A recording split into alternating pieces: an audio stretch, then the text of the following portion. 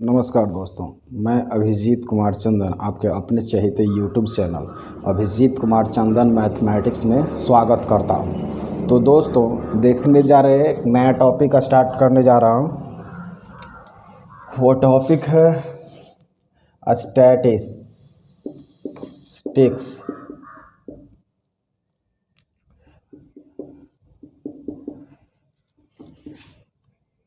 जिसको हिंदी में कहते हैं सांख्यिकी।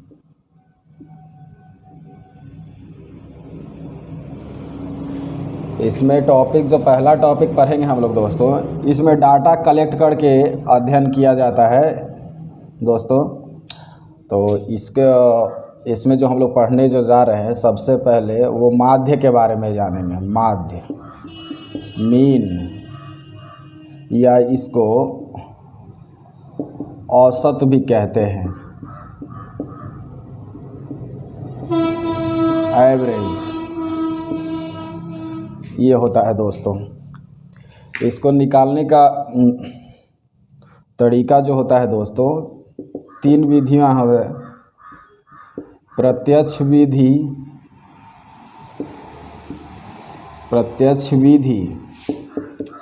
इसको डायरेक्ट मेथड कहते हैं।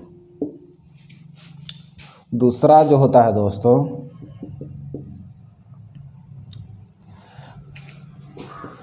कल्पित माध्य विधि।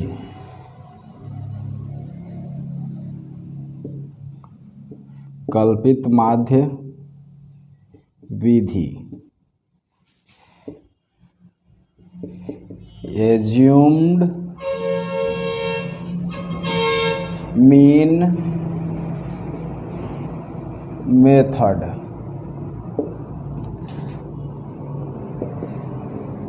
तीसरा होता है दोस्तों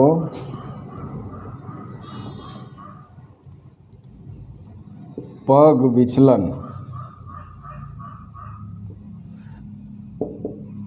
पग विचलन विधि, पग या पद भी होता है, तो इसको कहते हैं स्टेप डिविएशन।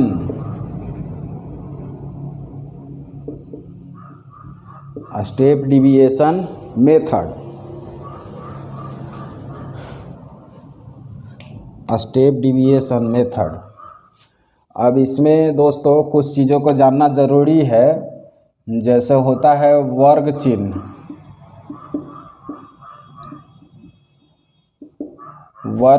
तो उच्च सीमा,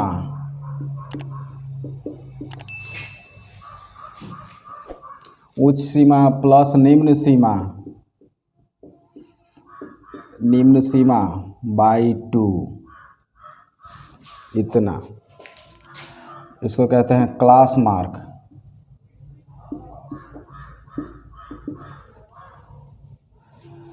तो इंग्लिश में इसी को कहेंगे upper limit plus lower limit by 2, ये होता है दोस्तों। अब होता है एक परिसर कह सकते हैं, या वर्ग माप कह सकते हैं, या वर्ग की लंबाई कह सकते हैं। परिसर को रेंज, वर्ग माप को कह सकते हैं माप, या क्लास विड्थ, और वर्ग माप या वर्ग की लंबाई दोनों सेम होता है क्या दोस्तों? इतना। इसको कहते हैं उच्च सीमा माइनस निम्न सीमा। इंग्लिश में कहेंगे तो वही upper limit minus lower limit, ये होगा दोस्तों।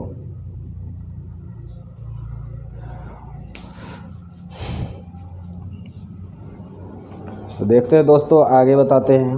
अब जो देखते हैं, तो जैसे कहने का मतलब है कि जैसे कुछ डेटा दिए जाते हैं, तो डेटा में उच्च सीमा होता है और निम्न सीमा जो होता है, तो वो क्या होता है। जैसे ये दे दिया गया कि 20 से 30, यदि ये दे दिया गया तो ये हमारा निम्न सीमा है, लोअर लिमिट।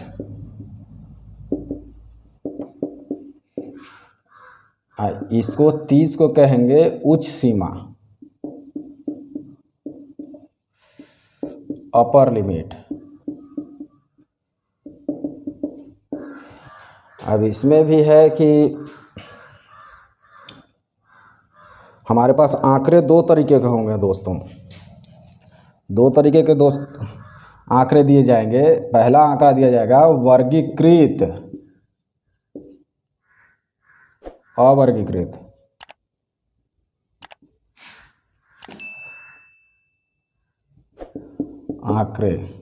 आंकड़ा इसको कहते हैं non class interval.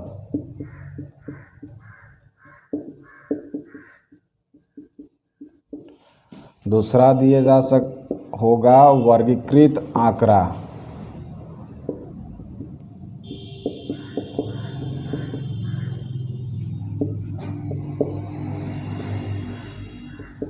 Class in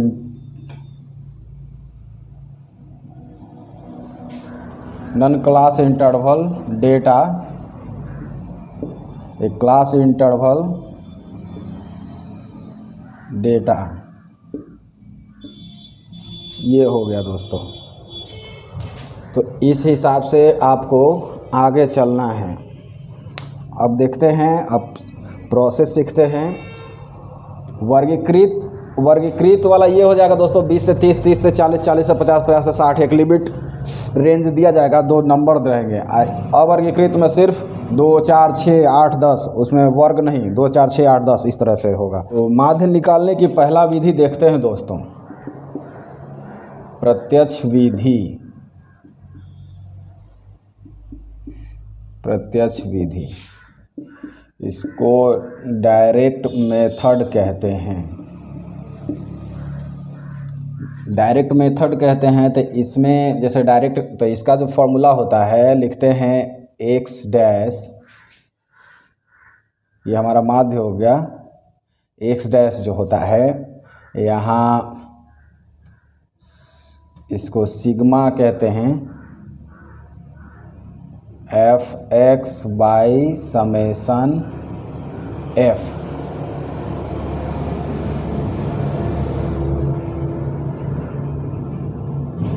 ये हो जाता है दोस्तों। ऐसे एक चीज़ ये भी है, यहाँ पर i=1 रखा जाता है, n तक लेके जाते हैं। यहाँ भी सेम i=1 और यहाँ n तक जाते हैं। तो यहाँ i ही इंडिकेट किया हुआ है, लेकिन i का वैल्यू 1 लेके बना देते हैं। इसका फाइनल रिजल्ट ये मिल जाता है हमको, summation f(x) by summation f होता है दोस्तों। ये हो जाता है।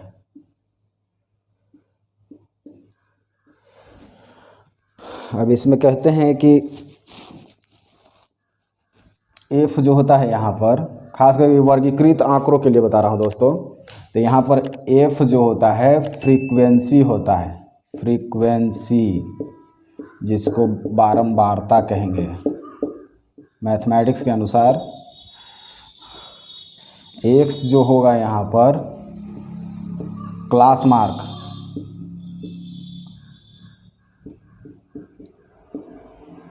वर्ग चिन्ह,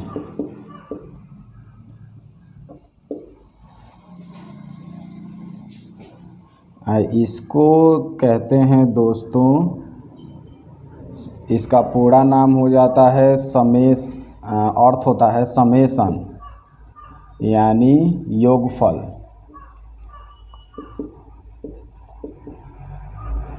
इसको ऐसे कहते हैं, नोटेशन है, इस नोटेशन का नाम है दोस्तों सिग्मा। सिग्मा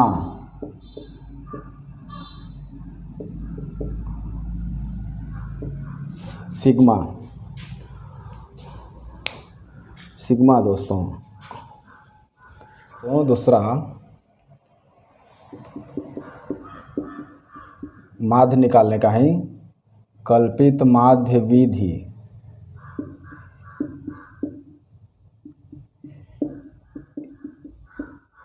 एज्यूम्ड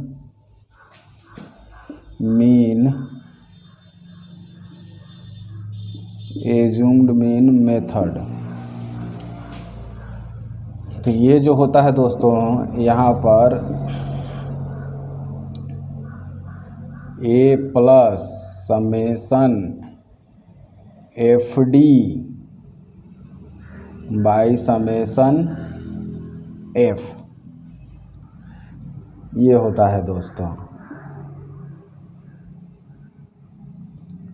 ये भी शॉर्ट फॉर्म में दिया हुआ है। यदि इसका फुल फॉर्म लिखा जाए तो इस तरीके से, ये तो है ही summation F I D I by summation F, यहाँ आई इक्वल टू 1, यहाँ भी आई इक्वल टू 1 एन तक लेके जाना है।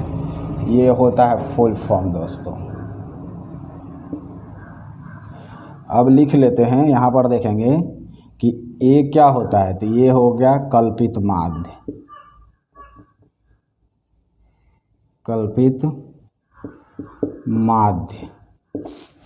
कल्पित माध्य हो गया दोस्तों।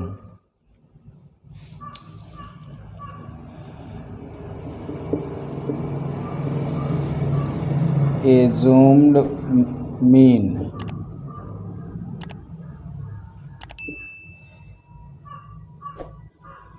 एफ हो गया बारंबारता,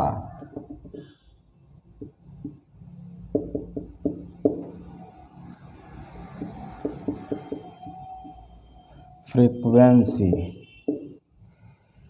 और डी हो गया विचलन।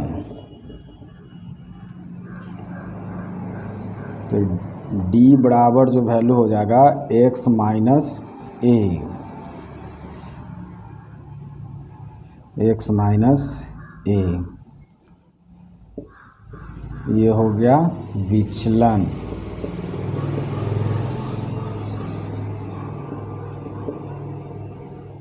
जिस विचलन इसको कहते हैं डिविएशन। एक्स तो आप यहाँ पर जान ही रहे हैं कि वर्ग चिन्ह होता है, और ए ऊपर में बता ही दिए हैं कल्पित माध्य। ये करके दिखा लेते हैं कि इतना जो होता है summation F D summation F कैसे हो जाता है। ठीक है दोस्तों,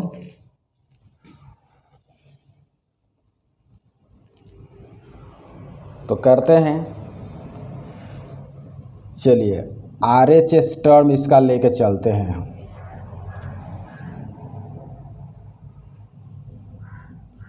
ए plus summation F D by summation F, इससे हम इसको ले जाते हैं दोस्तों। तो कैसे, प्रूफ बताने जा रहे हैं ना,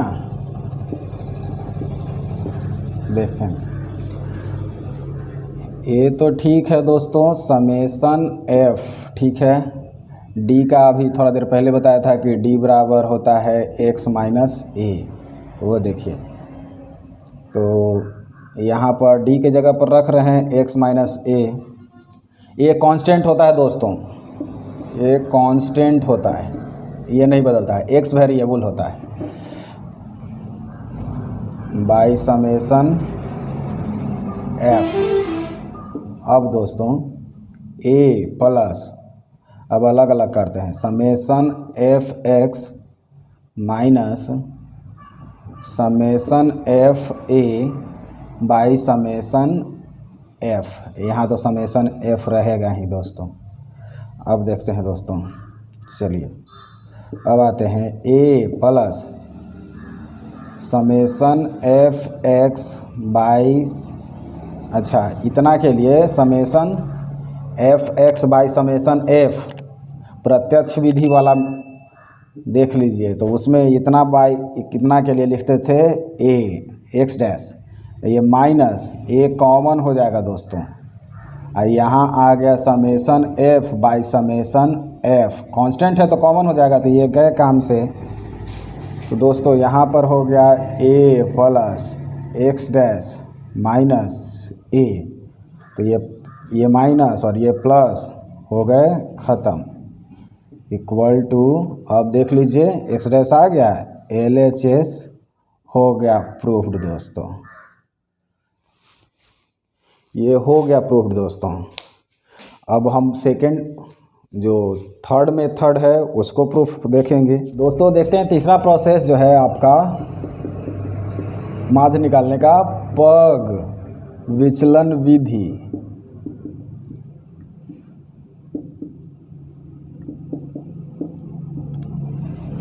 तो इसको कहते हैं स्टेप डिविएशन मेथड।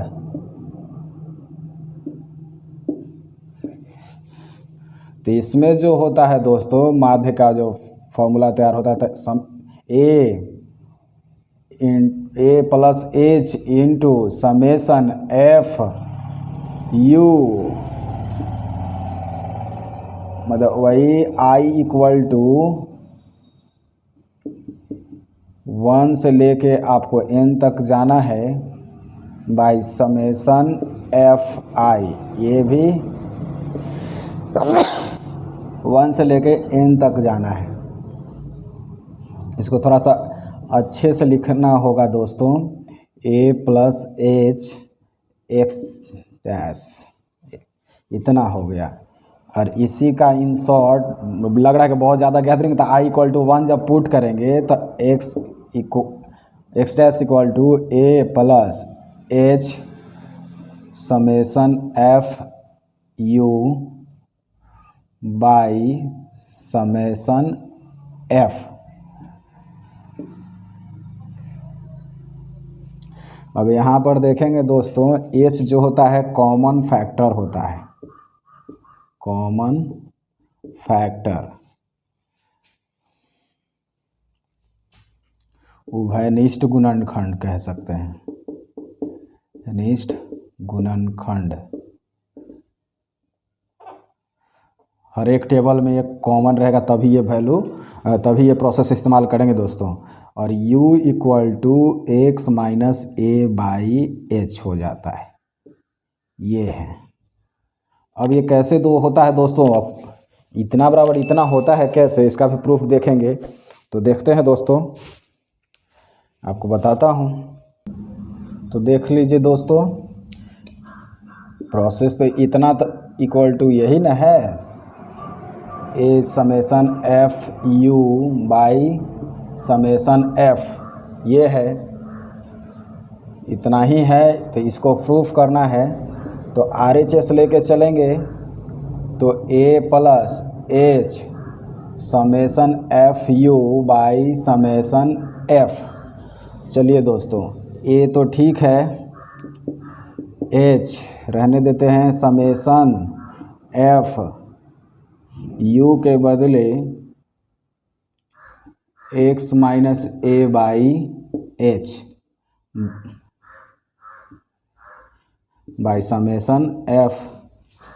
अब करते हैं दोस्तों, एच तो कॉमन है दोस्तों, तो 1 बाई एच नॉट बाहर आएगा, तो 1 बाई एच यहाँ पर हो जाएगा दोस्तों, summation F x minus a by summation F. ये तो गए दोस्तों, यहाँ बच गया ए, यहाँ अब लिखेंगे summation F X by summation F हो गया दोस्तों। ये तो कांस्टेंट है, तो ये हो गया दोस्तों, देख रहे हैं आप, समेसन एक्स एफ ख़त्म हो गया, समेसन एफ ख़त्म हो गया। अब एक बार और कर लेते हैं दोस्तों, तो A summation F X by summation F X by X, तो ये क्या होता है एक्स बार, ये यहाँ तो सिर्फ ये बच गया, तो ये माइनस है, ये प्लस, ख़त्म। आ गया दोस्तों LHS, देख रहे हैं ना, इतना से इतना ला के दिखा दिया हमने, ये हो गया आपका सॉरी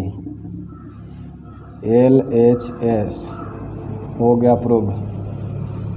तो तीनों प्रोसेस को प्रूफ करके दिखा दिया दोस्तों। अगले वीडियो में आप लोग को एग्जाम्पल पे तीनों मेथड को बतला दूंगा। तब तक दोस्तों इंतज़ार कीजिए, और इंतज़ार करने के तब तक धन्यवाद, बाय बाय।